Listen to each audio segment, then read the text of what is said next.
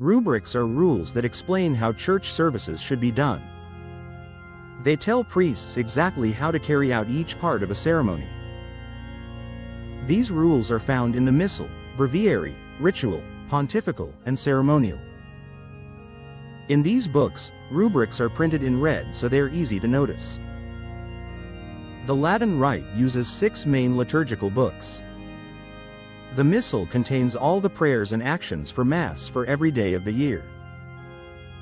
The Breviary is the prayer book priests use each day. It contains the divine office but does not include music.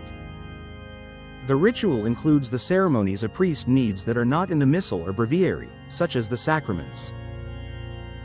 The Pontifical and the Ceremonial are books for bishops.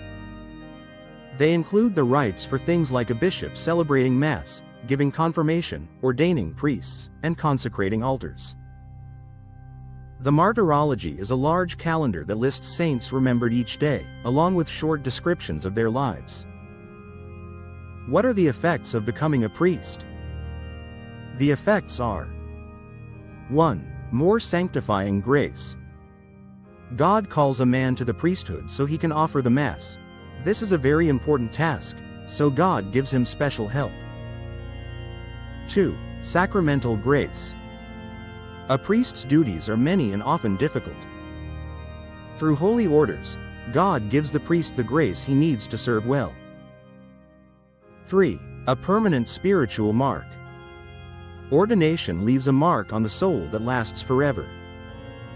Because of this, a man who becomes a priest remains a priest forever, and the sacrament cannot be repeated. What special powers does a priest have? A priest can change bread and wine into the body and blood of Christ during Mass, and he can forgive sins in confession.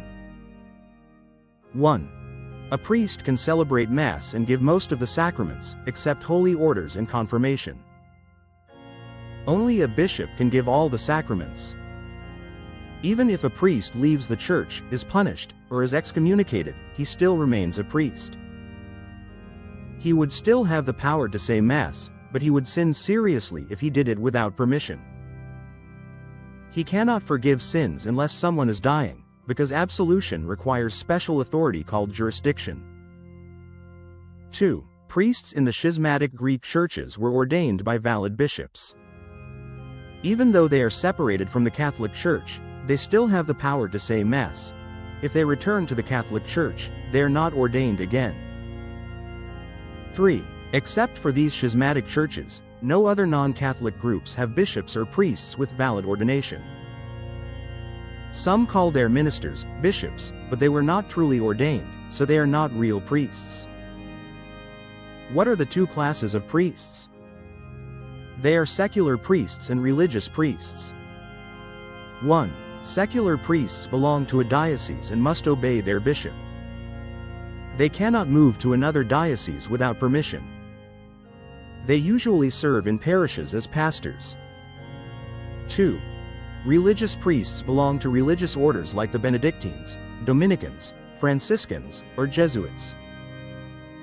They take vows of poverty, chastity, and obedience. They live in community and follow the rules of their order. Not all religious men are priests. Some are brothers who take vows but are not ordained. What are the main duties of a priest? Priests must live in celibacy and pray the divine office every day. Their other responsibilities depend on their assignment.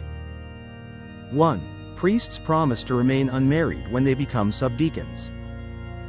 They imitate Christ, who was celibate. Saint Paul said that unmarried people can focus more on serving God. 2. A priest must pray the divine office daily, which takes about an hour. It includes psalms, scripture readings, hymns, and prayers for Mary and the saints. This not only helps him pray but also helps him stay knowledgeable and prepared for his work. 3. A parish priest must visit the sick at any time, teach his people, protect them spiritually, and care for the parish buildings. He hears confessions, says Mass, gives the sacraments, and helps the poor. 4. Religious priests usually focus on prayer and good works. They run schools, hospitals, orphanages, and charities. They also give retreats, preach missions, and sometimes work as missionaries. Many also serve as parish priests.